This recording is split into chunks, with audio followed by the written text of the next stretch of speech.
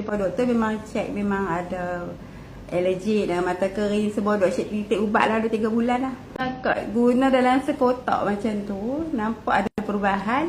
Lepas tu ada follow up dengan doktor, kat Dr. Razak, dia check-check, dia kata yang mata kering tu ada tumpuk sikit-sikit tu je dalam. Asalnya memang dia kata tumpuk yang kering tu banyak tau. Kau pun tak tahu doktor tu yang dia tunjuk Dia tak tunjuk kat kita lah, dia yang check, dia kata ada tumpuk yang kering-kering tu dah macam kurang banyak, dia kata macam tu. Tapi macam kadang-kadang mata tu dia macam bahaya sikit, tapi kita rasa macam mata kita ni macam kering lah sangat kan. Masa tu Kak dah guna dalam sekotak. Habis alhamdulillah nampak memang ketara sangat macam banding okey lah, alhamdulillah.